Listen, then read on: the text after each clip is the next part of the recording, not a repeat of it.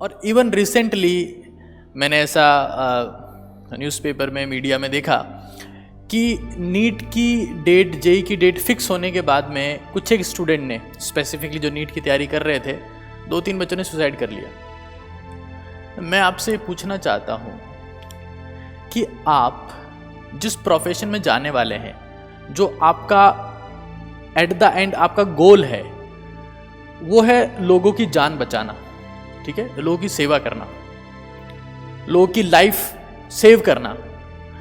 अब जो इंसान जिसको खुद की जिंदगी की परवाह नहीं है, जिसको ये नहीं पता कि यार मैं जिस प्रोफेशन में जाने वाला हूँ उस प्रोफेशन का टारगेट है लोगों की ज़िंदगी बचाना। अब जो खुद की ज़िंदगी की परवाह नहीं कर रहा, जिसको खुद की लाइफ की रिस्पेक्ट नहीं है, वो दूसरों की ज़िंदगी की परवाह क्या करेगा। हेलो स्टूडेंट्स, रिसेंटली मेरे पास में एक स्टूडेंट से मैसेज आया है जो इस साल नीट का एग्ज़ाम देने वाला था। कुछ एक ऐसे स्टूडेंट्स के भी मैसेज आए जो जेई का एग्ज़ाम देने वाले थे, और वो स्टूडेंट बहुत ज़्यादा परेशान है कि सर हमारे एग्ज़ाम की डेट जो है उसको लेकर हम बहुत ज़्यादा स्ट्रेस में हैं, we are getting suicidal thoughts. और इवन रिसेंटली मैंने ऐसा न्यूज़पेपर में, मीडिया में देखा कि नीट की डेट, जेई की डेट फिक्स होने के बाद में कुछ एक स्टूडेंट ने, स्पेसिफिकली जो नीट की तैयारी कर रहे थे, 2-3 बच्चों ने सुसाइड कर लिया। मैं आपसे पूछना चाहता हूँ कि आप जिस प्रोफेशन में जाने वाले हैं, जो आपका एट द एंड आपका गोल है, वो है लोगों की जान बचाना, ठीक है, लोगों की सेवा करना, लोगों की लाइफ सेव करना। अब जो इंसान जिसको खुद की ज़िंदगी की परवाह नहीं है, जिसको ये नहीं पता कि यार मैं जिस प्रोफेशन में जाने वाला हूँ उस प्रोफेशन का टारगेट है लोगों की ज़िंदगी बचाना। अब जो खुद की ज़िंदगी की परवाह नहीं कर रहा, जिसको खुद की लाइफ की रिस्पेक्ट नहीं है, वो दूसरों की ज़िंदगी की परवाह क्या करेगा। आप सोच के देखिए ना, मतलब जो एक स्टूडेंट जिसका, क्योंकि मेरे हिसाब से 12th क्लास पास करने के बाद, ड्रॉप लेने के बाद एक स्टूडेंट में एक एनफ मैच्योरिटी लेवल होता है, और उसके बाद में अगर वो स्टूडेंट ऐसी हरकतें करते हैं या उनमें ऐसे थॉट्स भी आते हैं कि यार I am very stressed, very depressed, I will go for suicide, तो आपको लगता है कि जो स्टूडेंट अपनी जान के बारे में नहीं सोच रहा है, वो दूसरों की जान के बारे में क्या सोचेगा। अच्छा, एक दूसरी बात मैं आपको बता देता हूं कि जो आपको जो लगता है ना कि ये जो आपका शरीर है वो सिर्फ आप ही का है, हाँ, इसके ऊपर सिर्फ आप ही का अधिकार है, तो ऐसा नहीं है।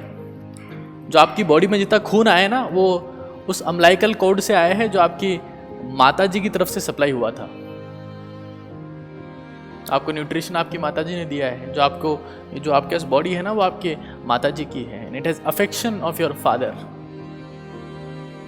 It also have love from your siblings, your brothers, your sisters, and blessing from your grandparents. So do you think that this body belongs to you only? No, then you are wrong, totally wrong. तो ये suicidal thoughts और depression और stress, ये सब चीज़ें तो side में रखी जाए, क्योंकि ये हर इंसान की ज़िंदगी में है. अब कौन डिप्रेस हो जाएगा? जिसको हैंडल करना नहीं आता, और जिसको स्ट्रेस हैंडल करना नहीं आता ना, जिसको स्ट्रेस हैंडल नहीं करना आता वो डिप्रेशन में जाता ही जाता है. लेकिन इंटरेस्टिंग बात यह है कि जिसको स्ट्रेस हैंडल करना नहीं आता वो कभी सक्सेस भी हैंडल नहीं कर सकता. That is very true. मैंने दुनिया में शायद ही कोई ऐसा इंसान देखा है जो स्ट्रेस से बिखर गया हो और फिर भी अल्ट्रा सक्सेसफुल हो गया हो. ऐसा कोई नहीं है आज तक. आपके पास में स्ट्रेस आएगा, प्रॉब्लम्स आएगी.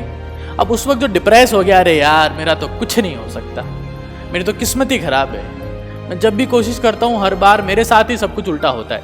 तो ये थॉट प्रोसेस आप खुद के ऊपर अगर हावी कर लेंगे तो आप खत्म हो जाएंगे, और फिर आपको बचाने के लिए कोई नहीं आने वाला है. अगर आपको लगता है ना कि इस दुनिया में किसी डिप्रेस्ड इंसान से लोगों के फर्क पड़ता है, तो आपकी बहुत बड़ी गलतफहमी है. लोगों के फर्क पड़ता है सिर्फ ग्रोइंग इंसान से.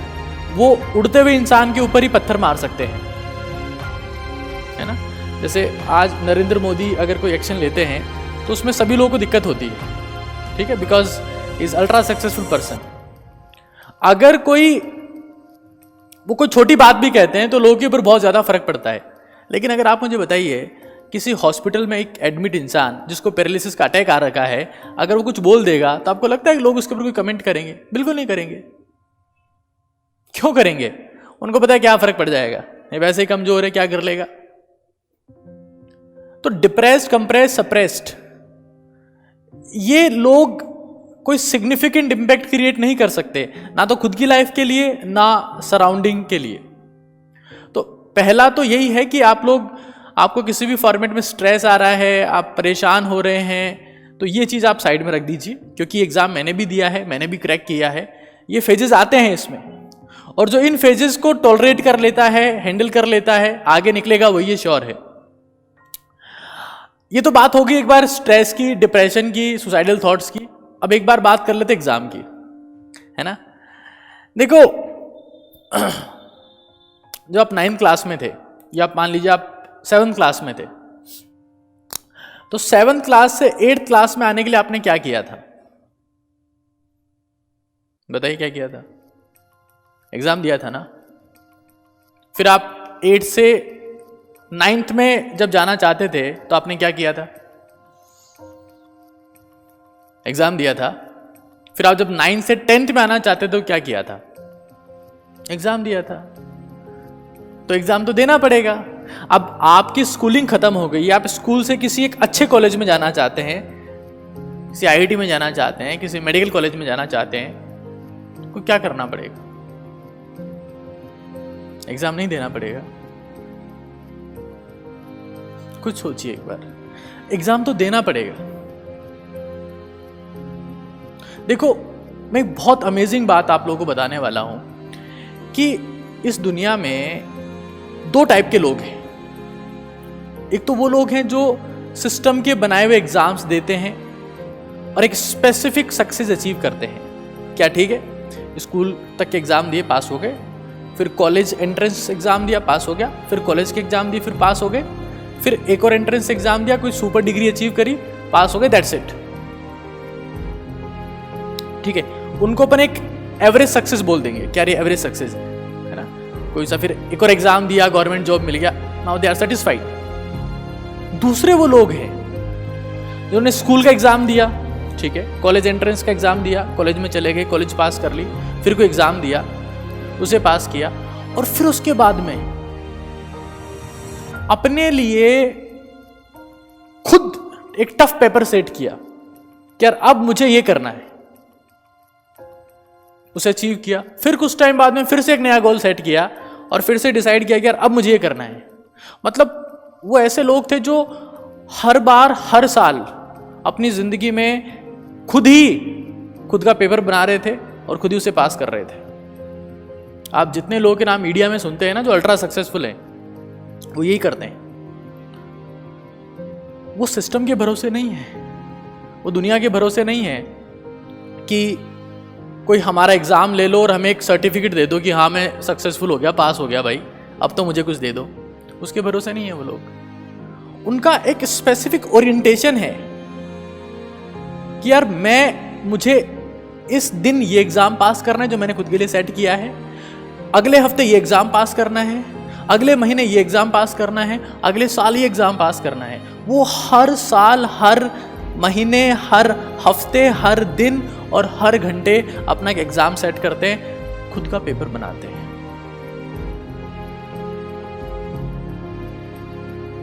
आप खुद सोचिए, Donald Trump,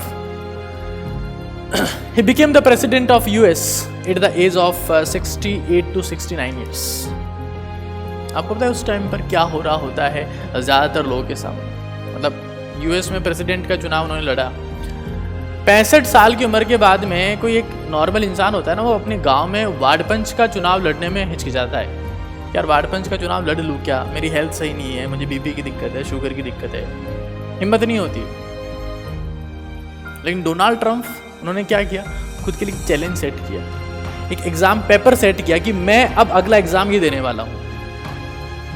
same with Narendra Modi, he is setting an exam for himself on monthly basis, on yearly basis और 5 yearly basis. That is why successful. तो अगर आपको लगता है कि आप सिस्टम ने जो एग्जाम बना रखे हैं उन एग्जाम को देकर बहुत महान बन जाएंगे, तो ऐसी बात नहीं है, क्योंकि सिस्टम में के बनाए हुए एग्जाम तो सब लोग ही दे रहे हैं, बहुत सारे लोग दे रहे हैं। और कई लोग तो ऐसे हैं जो ये एग्जाम भी नहीं देना चाहते, इसमें भी रो रहे हैं कि यार नहीं, हमारी बस की बात नहीं है। यार तुम लोग सोचो ना यार, मतलब सिस्टम के बनाए हुए एग्जाम जिसमें लाखों लोग अपीयर हो रहे हैं, उससे पहले उन लाखों लोगों में से भी आप पहले ही हार मान के सुसाइड कर लेते हो, आप स्ट्रेस, कंप्रेस, डिप्रेस, सप्रेस हो जाते हो, क्या मतलब है यार? मतलब वो तो पहले ही रेस से बाहर हो गए। अब जो इस एग्जाम को पास भी कर लेंगे ना, वो भी कोई महान सक्सेस नहीं हो जाएगी कि यार मैंने नीट क्रैक कर लिया, अब तो मुझे जो है कम से कम नोबेल प्राइज मिलना चाहिए, तो ऐसा नहीं होगा। या मैं अब टॉप 7 IITs में चला गया, अब मैं IIT बॉम्बे की CS ब्रांच में हूं, क्या फर्क पड़ जाएगा उससे?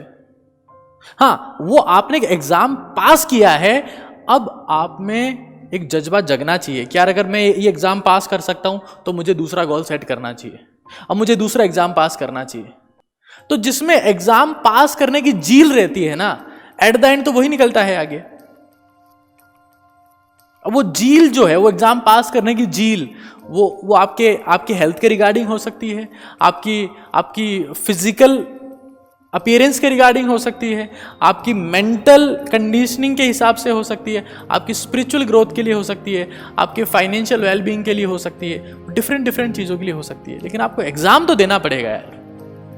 मतलब ये क्या है कि अब हमारा एग्जाम रखवा दिया? अरे भाई, पहले तो मई में होना था ना। और मैं आपको ये कह रहा हूं कि जो लोग ये, मतलब मुझे ध्यान है मैं ये सब चीज़ें बोलूंगा तो इसे स्टूडेंट डिसलाइक करेंगे, they will not like it, लेकिन मैं आपको बता रहा हूं कि जितने लोग प्रोटेस्ट कर रहे हैं ना ट्विटर पे और फेसबुक पे और इंस्टाग्राम पे, ये वो सारे लोग हैं जो सिलेक्ट नहीं होने वाले। जो लोग सीरियस एस्पिरेंट थे 50-60 हज़ार, वो ये सब चीज़ें छोड़कर वापस से अपनी तैयारी में लग चुके हैं। जो लोग फ्री हैं, जिनको पता है कि यार हम कैसे ना कैसे अपने माँ बाप के सामने अपनी नाक को बचा लें, वो सब लोग ये काम कर रहे हैं। तो यार एग्जाम तो देना पड़ेगा। मतलब आप ये सोचो, जैसे मैं अभी महेंद्र सिंह धोनी ने रिटायरमेंट ले लिया, क्या उस इंसान ने एग्जाम नहीं दिया? बॉम्बे के वानखेड़े स्टेडियम में जहां पर लाखों लोग बैठे रहते हैं, तो एक बार सांस लेते ना ऐसे, या बोलते हैं कुछ भी इंडिया इंडिया, तो उनकी ब्रीदिंग से इतनी ह्यूमिडिटी बाहर आती है कि प्लेयर के पूरी बॉडी पर पसीना पसीना ऑटोमेटिकली बाहर से आता रहता है। ऐसे स्ट्रेसफुल माहौल में वर्ल्ड कप फाइनल में अपनी बैटिंग ऑर्डर के अगेंस्ट में आके 91 नॉट आउट मारना, और जब 5 रन चाहिए थे, 4 रन चाहिए थे, जब छक्का मार देना, क्या छोटा मोटा एग्जाम है? बताओ। एग्जाम से डरने वाले लोग हैं ना, वो फेल ही होते हैं, वो पहले ही फेल हो चुके हैं। वो एग्जाम देके पास होने की उम्मीद ना करें। जिनको आज डर लग रहा है, दे आर ऑलरेडी फेल। जो लोग एग्जाम अटेम्प्ट नहीं करना चाहते, दे आर फेल। जो लोग वास्तव में तैयारी किए हैं, जिनको लगता है कि नहीं यार हम लोगों ने बहुत बहुत ढंग से तैयारी की थी, they are very desperate for the exam, they want to appear in exam, कि जल्दी हमारा एग्जाम लो, हमें जल्दी सक्सेसफुल होना है। दे आर वेरी फ्रस्ट्रेटेड कि यार और कितना पढ़ेंगे। लेकिन अब जिनको टाइम पास करना है वो तो टाइम पास कर ही रहे हैं। लेकिन कुछ भी हो, एग्जाम तो देना पड़ेगा। ठीक है, सितंबर में नहीं तो अक्टूबर में दे देना तो पड़ेगा ना। जिंदगी में आगे जाने के लिए परीक्षा तो देनी पड़ती है साहब, बिना परीक्षा दिए कुछ नहीं होता। बाबा रामदेव की बात कर लेते हैं एक बार। रामलीला मैदान में when he was protesting against the UPA government for their corruptions and all these things, he was beaten. उनका कारोबार बहुत आराम से चल रहा था, उन्हें कोई दिक्कत नहीं थी, बट उसके बाद भी उन्होंने अपने लिए एग्जाम सेट किया कि यार नहीं, मुझे इस देश में एक स्पेसिफिक लेवल पर जाकर लीडर बनना है, तो मैं अपना एक एग्जाम सेट करता हूं, मैं रामलीला मैदान में जाकर प्रोटेस्ट करूंगा ताकि इस देश में कुछ इंप्रूवमेंट आ सके, इसका सिस्टम इंप्रूव हो सके, करप्शन खत्म हो सके। एग्जाम पेपर बनाया खुद के लिए, एग्जाम दिया, वहां से पिटे, लाठियां पड़ी, वापस आ गए, एग्जाम में फेल हुए, लेकिन खुद की वैल्यू किस लेवल पे ले गए कि अकेले दम पर यूपीए की यूपीए गवर्नमेंट की कम से कम 25 से 26 सीटें उन्होंने अगले इलेक्शन में खा ली कि यार बाबा रामदेव ये कह रहा है कि ये लोग नहीं जीतने चाहिए जो कांग्रेस से बिलोंग करते हैं। आप एग्जाम देते हो ना, तो आप या तो अल्ट्रा सक्सेसफुल बन जाते हो या फिर पावरफुल बन जाते हो, क्योंकि फेल्योर से पावर आती है। तो डर किस बात का यार? और लग रहा है कि प्रोटेस्ट करने से एग्जाम की डेट चेंज हो जाएगी, तो ऐसा नहीं होने वाला है। मैं आपको फिर कह रहा हूं, the exam will happen and be ready to appear in the exam. और अगर नहीं भी होता है, still you have to prepare. अगर मान लो 10 दिन बाद की भी डेट आ गई तो क्या फर्क पड़ जाएगा उससे? You have to be consistent. इन चीजों से कोई मतलब नहीं है। आपको यह समझना पड़ेगा that exam is the truth of life. देखो, सुनो मेरी बात, बहुत अमेजिंग बात मैं आपको बताता हूं। क्या होता है ना, फिर से 2 टाइप के लोग होते हैं। एक तो वो जो खुद का पेपर खुद सेट करते हैं, ठीक है, और दूसरे वो जिनका पेपर जिंदगी सेट करती है। क्या समझे? एक इंसान ये कहता है कि यार मैं इस हफ्ते 70 किलोमीटर की वॉक करूंगा, मतलब 10 किलोमीटर रोज चलूंगा, ठीक है। So it's a challenge, it's a physical challenge. उसके लिए उठना पड़ेगा रोज सुबह टाइम पे और वॉक करनी पड़ेगी, सही डाइट लेनी पड़ेगी। उसने खुद का एग्जाम सेट किया, ठीक है ना।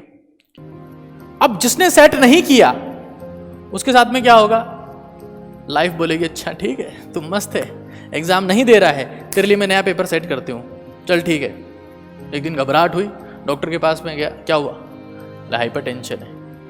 और टेस्ट, ब्लड टेस्ट कराया, क्या हुआ? बोला डायबिटीज भी है। तो हाइपरटेंशन और डायबिटीज का एग्जाम नहीं है, ये क्या पेपर नहीं है?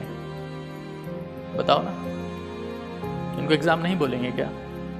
तो पेपर या तो आप खुद सेट कर लो, अच्छी बात है, पास कर लो। जिंदगी के पेपर बहुत टफ होंगे, इस बात को याद रखिएगा। तो अपन लोग जब स्टूडेंट लाइफ में हैं, समझो इस चीज को कि हमें एग्जाम तो देना ही देना है। और खुद, मतलब मैं तो ये कहूंगा कि आप अगर एक्सट्रीम पे जाना चाहते हो तो खुद के एग्जाम सेट करना चालू करो, खुद के पेपर बनाना चालू करो, खुद उन्हें पास करना चालू करो, स्ट्रगल करना चालू करो। फेल हो जाओगे क्या फर्क पड़ जाएगा? स्ट्रांग बनोगे ना। क्या मैं एग्जाम नहीं दे रहा हूं? मैंने एमबीबीएस किया है, एक एग्जाम पास करके गवर्नमेंट जॉब आ सकती थी मेरे पास में, लेकिन मेरी जिंदगी में वो मजा नहीं आता जो मुझे आज आता है कि यार ये नया प्रोडक्ट निकाला है, ये नई सर्विस है, ये नया काम कर रहे हैं, इतने लोगों को इंस्पायर कर रहे हैं, इतने लोगों को बेटर फील करा रहे हैं, इतने लोगों के जिंदगी में करियर सेटिंग में, करियर ओरिएंटेशन में हेल्प कर रहे हैं। So it's a great feeling, it's an exam on daily basis. मैं आज सिर्फ एक कैमरे के सामने आपसे बात कर रहा हूँ। नॉर्मली जब बात करता हूँ तो सामने 150 से 200 बच्चे होते हैं। क्या मेरे लिए एग्जाम नहीं है ये? इस कोरोना के टाइम में एग्जाम सबने दिया है और सब देते रहेंगे, क्योंकि कोरोना आज है कल चला जाएगा, लेकिन जिंदगी जो है ना वो सबका एग्जाम लेके ही मानती है। उम्मीद करता हूँ आप लोग किसी फॉर्मेट में परेशान नहीं होंगे और ये समझेंगे that life is an exam itself. Thank you.